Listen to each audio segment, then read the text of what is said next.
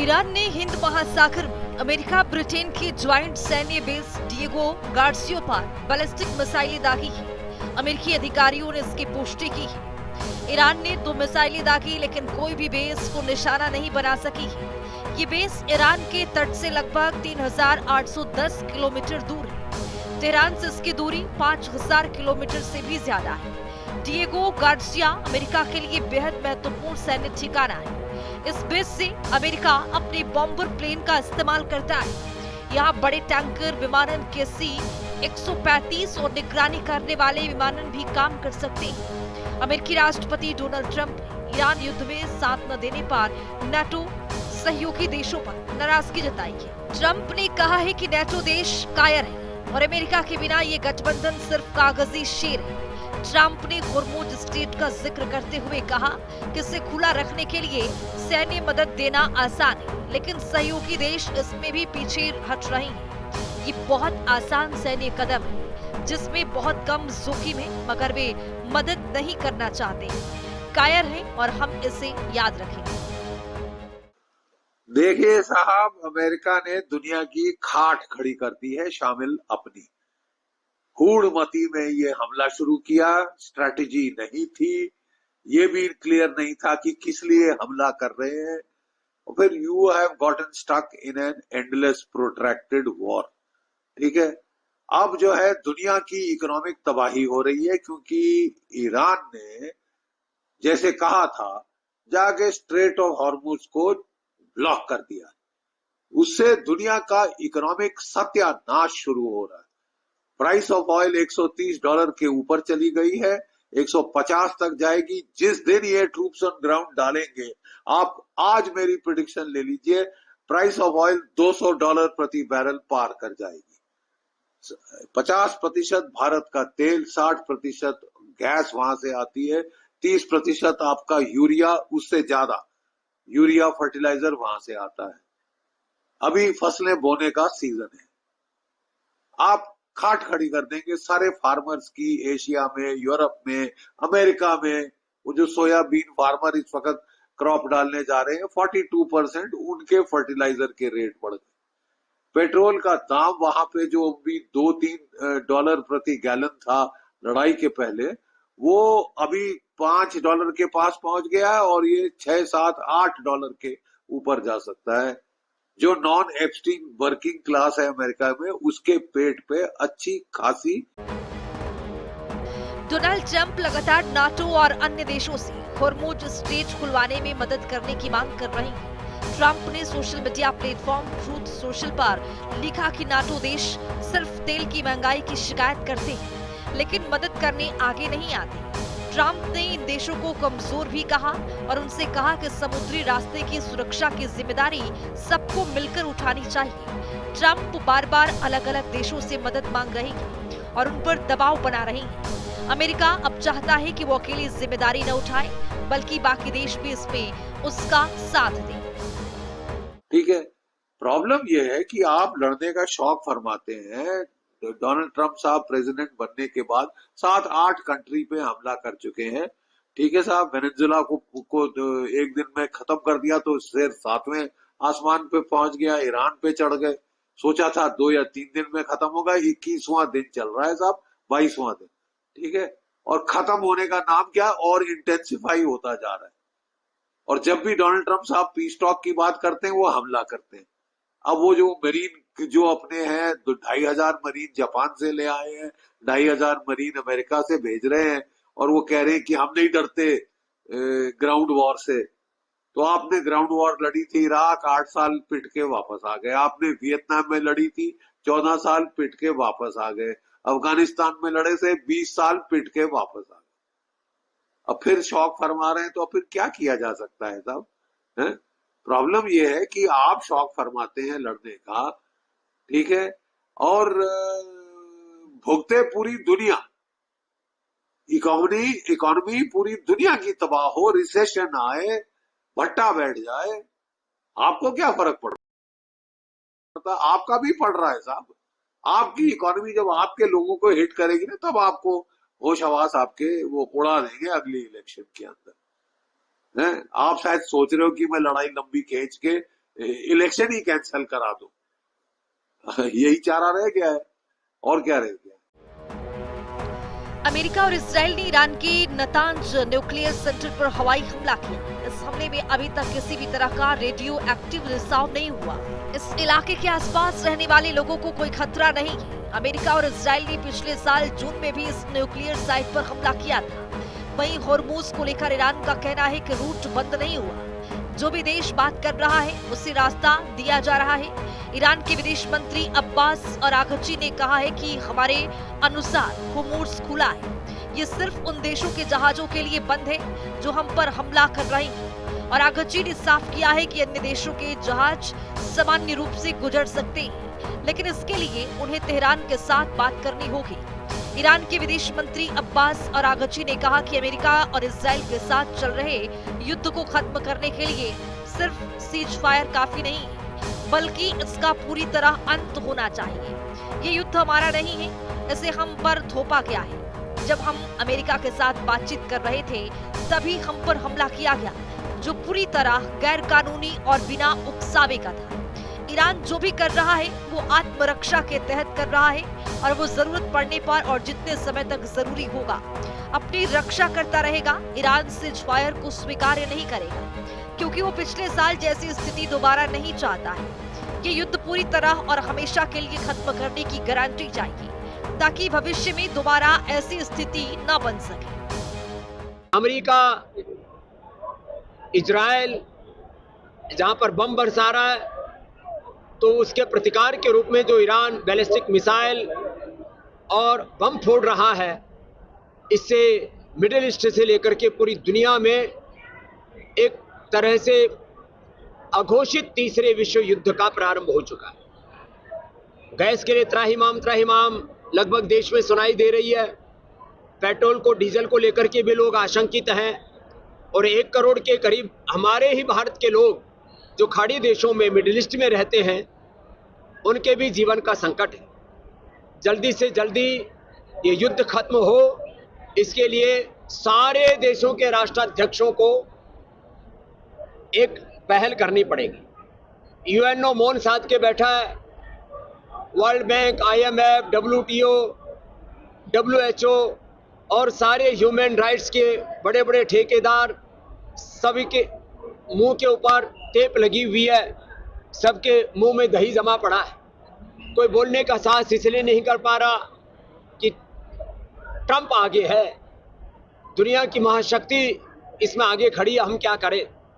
लेकिन अब नैतिकता का ये तकाजा है, मानवीय मूल्यों, नैतिक मूल्यों, डेमोक्रेटिक और कॉन्स्टिट्यूशनल मूल्यों का ये तकाजा है कि अब ये युद्ध खत्म होना चाहिए। ये हर एक देश की अपनी एक स्वायत्तता है, हर एक देश का अपना एक स्वाभिमान है। वो देश का राष्ट्रपति ठीक काम नहीं कर रहा, वो उसका प्रधानमंत्री काम नहीं कर रहा, मैं वहां अपने मर्जी का राष्ट्रपति बैठाऊंगा, वहां अपने मर्जी का प्रधानमंत्री बैठाऊंगा, उस देश के गैस, उस देश के पेट्रोल, उस देश के संसाधनों का मैं ठीक से इस्तेमाल कर पाऊंगा। ये कौन सी आजादी है, ये कौन सा लोकतंत्र है। ये तो एक बहुत बड़ा साम्राज्यवाद, पूंजीवाद और विस्तारवाद का एक अमानवीय घृणित कृत्य दुनिया में। इजरायली सेना IDF ने कहा है कि दक्षिणी लेबनान में हुई मुठभेड़ में उसने हिजबुल्लाह के कई लड़ाकों को मार गिराया है। IDF के अनुसार इस कार्रवाई में किसी भी इजरायली सैनिकों को चोट नहीं आई।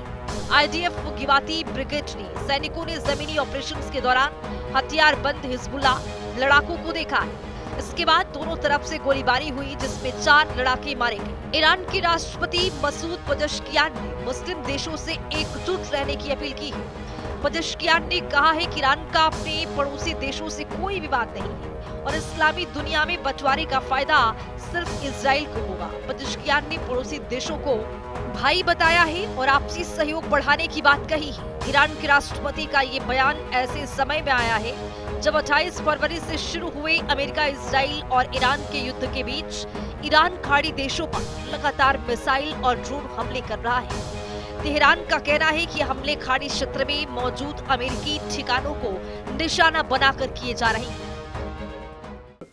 Gulf of the Strait of Hormuz is definitely going to have an adverse effect.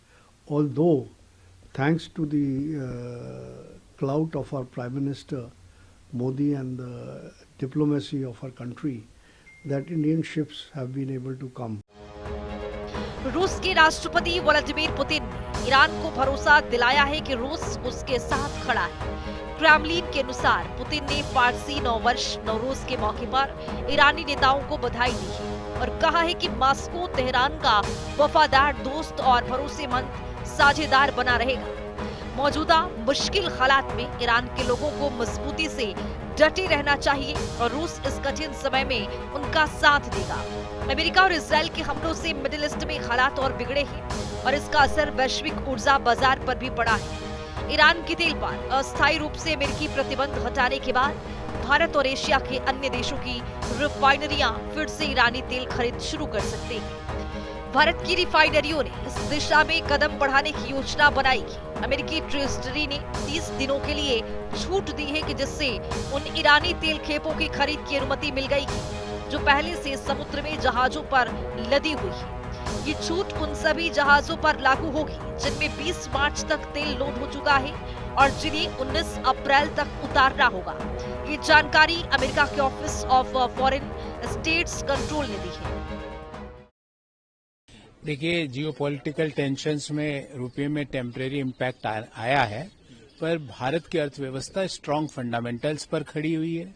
Bharat की अर्थव्यवस्था मौजूदा वित्तीय वर्ष में 7.6% से ग्रो करने की अनुमान है। भारत की अर्थव्यवस्था में फिस्कल डेफिसिट अपने जो प्रोजेक्टेड डाटा है, बजटेड डाटा है, उस पे अच्छी खड़ी है। भारत की अर्थव्यवस्था में जो इन्फ्लेशन के नंबर है, रिटेल इन्फ्लेशन है, वो 4% से लगातार कम है। बेरोजगारी की जो दर है वो भी कंट्रोल में है। तो हमारे जो मैक्रो इकोनॉमिक नंबर्स हैं वो कैपलर के डाटा के अनुसार इस समय करीब 18 करोड़ बैरल ईरानी कच्चा तेल अलग अलग जहाजों में समुद्र में मौजूद है जो मिडिल ईस्ट से लेकर चीन के आसपास के समुद्री इलाकों तक फैला हुआ है। ट्रंप ने कहा है कि ईरान के खिलाफ चल रहे सैन्य अभियान में अमेरिका अपने लक्ष्यों के काफी करीब पहुंच चुका है। अब मिडिल ईस्ट में सैन्य कार्रवाई को धीरे धीरे कम करने पर विचार किया जा रहा है। अमेरिका का पहला लक्ष्य ईरान की मिसाइल क्षमता और उससे जुड़े सभी सिस्टम को पूरी तरह कमजोर करना। दूसरा लक्ष्य ईरान के रक्षा उत्पादन ढांचे को नष्ट करना है। तीसरे लक्ष्य के तहत ईरान की नौसेना और वायुसेना साथ ही उसके एंटी एयरक्राफ्ट सिस्टम को खत्म करना शामिल है। चौथा लक्ष्य ये सुनिश्चित करना है कि ईरान कभी भी परमाणु क्षमता के करीब न पहुंच सके। अगर ऐसा होता है तो अमेरिका तुरंत और मजबूत प्रतिक्रिया देने की स्थिति में रहे। ट्रंप प्रशासन ईरान के परमाणु भंडारे को सुरक्षित करने या बाहर निकालने की रणनीति पर विचार कर रहा है। इस योजना में स्पेशल फोर्स के जरिए कार्रवाई पर ध्यान दिया जा रहा है। फिलहाल इसे लेकर कोई आधिकारिक घोषणा नहीं हुई है, मगर अमेरिकी रक्षा अधिकारी इसको लेकर तैयारी में जुट गए हैं।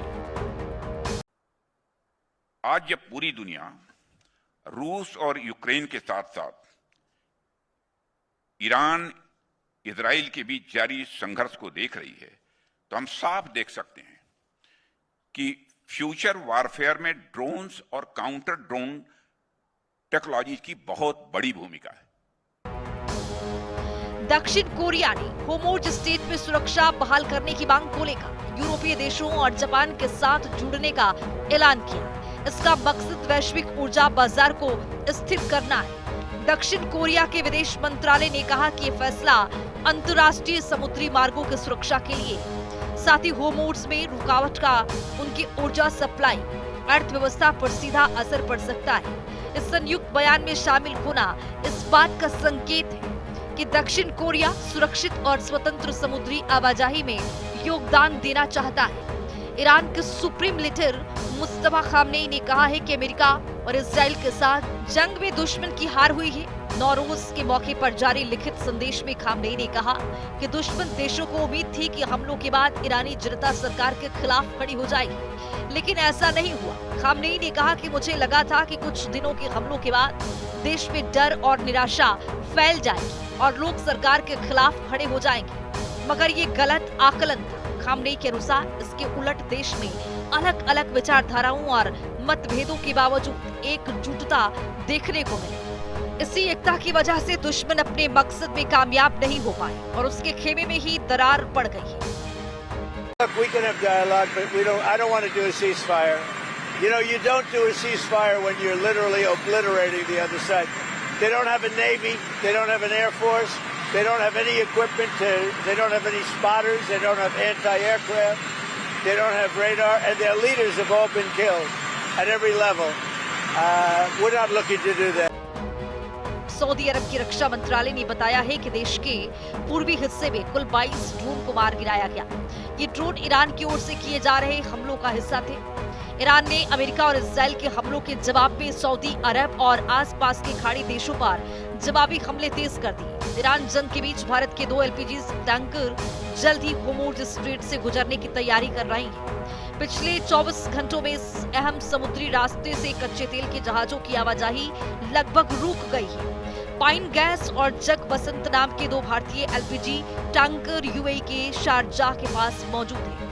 शिप ट्रैकिंग डेटा से पता चला है कि दोनों जहाज यात्रा के लिए सिग्नल दे रहे हैं। भारत सरकार ने अपने जहाजों की सुरक्षा को लेकर सावधानी बरतने की बड़ी बात कही है। विदेश मंत्रालय के प्रवक्ता रणधीर जायसवाल ने कहा है कि खाड़ी में मौजूद भारत के 22 जहाजों की सुरक्षित और बिना रुकावट आवाजाही जरूरी है। जो चिंताजनक विषय चल रहा है और एनर्जी की शॉर्टेज हो रही है ईरान और यूएस के युद्ध के बीच में, इसमें राहुल गांधी जी ने ट्वीट किया है कि इन्फ्लेशन बढ़ जाएगी, कीमतें बढ़ जाएंगी और भारत के लोगों के ऊपर बहुत बुरा असर पड़ सकता है। ये मैं समझता हूं, अगर ये युद्ध चलता रहा तो जो ट्वीट उन्होंने किया है ये सही है, कीमतें पर हमेशा पक्का असर पड़ेगा। लेकिन उन्होंने आगे ये भी कहा है कि ये सरकार की इनकॉम्पिटेंस को दिखाता है, तो मैं नहीं समझता कि वो दूसरा वाला हिस्सा सही है। ये इनकॉम्पिटेंस या कॉम्पिटेंस की बात नहीं है। भारत की एनर्जी रिक्वायरमेंट्स बाहर से ही आती है और जहां तक स्ट्रेट ऑफ हॉर्मुज है जो बंद हो चुका है, पूरे विश्व की 20% की एनर्जी वहां से निकलती है। ये पूरी वर्ल्ड वाइड एनर्जी वहां से निकलती है और जब ये रास्ता बंद हो जाता है तो इसका इम्पैक्ट जो है पूरे विश्व में होता है।